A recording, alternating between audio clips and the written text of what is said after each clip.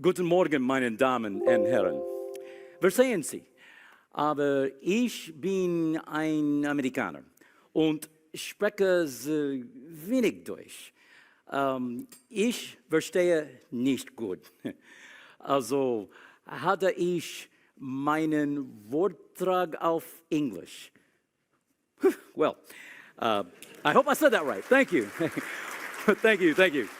What I'm trying to say is good morning, ladies and gentlemen. I'm sorry I speak very little German. I'm American. I don't understand it well at all.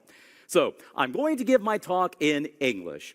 And I hope that's okay with everybody, because I really don't think you want to hear any more German from me this morning. But anyway, understanding the value of data used to drive decisions is nothing new, right?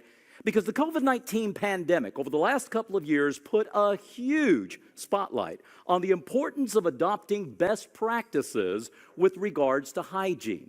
Now, regardless of where you might have stood on the mask or no mask debate, you remember that, most people with common sense can easily agree on things like washing your hands, coughing into your elbow, using a clean plate, staying away from work when you're sick, right? That sort of thing. It should not take a global pandemic to make us see that, but it sure does bring that kind of thing to life, right? However, best practices with regards to hygiene, sanitation, and just the general cleanliness that we take for granted today were not quite so well known back in the 1850s.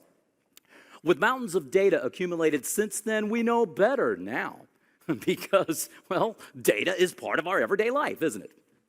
And to that point, Florence Nightingale, widely renowned as the founder of modern nursing, had a side to her that perhaps you might not have known.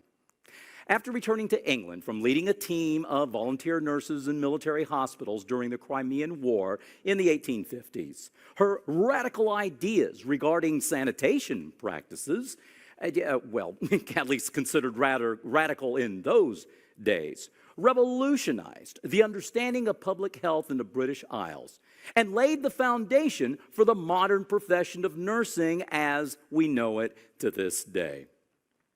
In fact, she was credited with lowering the mortality rate at one of the military hospitals where she worked from 40% to only 2%. Now, here's the kicker. Nightingale was also an accomplished statistician. You didn't know that, did you?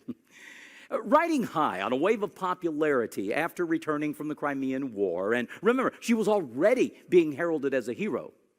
She was determined to do everything she could to ensure that the lessons learned would be applied to a greater degree. And what's more, she had the backing of Queen Victoria herself to make it happen. How? Through the use of data storytelling. Of course, that's no big deal in our day, right? Ach du Liebe. But totally unheard of back in the Victorian era. Nightingale's experience in the Crimean War had taught her that far more British soldiers had perished because of disease rather than due to battle injuries from the enemy. She had the data to back her up. She also had data showing that even during the time of peace, soldiers living in cramped, unsanitary barracks died at a quicker rate than civilians did. So, what'd she do about it? Well, together with a team of top-notch statisticians, the Royal Commission that she put together published a set of reports complete with charts and graphs, believe it or not, illustrating these facts in stark, compelling clarity and detail.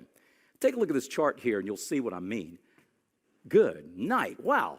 You know, that's an amazing chart, isn't it? Especially when you consider that this thing was made in the 1850s, right? So, upon seeing such clear evidence of the importance of hygiene, the Queen and Parliament moved to set up a set of sanitary commissions, and death rates among soldiers subsequently began to fall. As a result, Florence Nightingale became one of the first people to persuade the public and influence public policy with data visualization. You could say that she really brought data to life.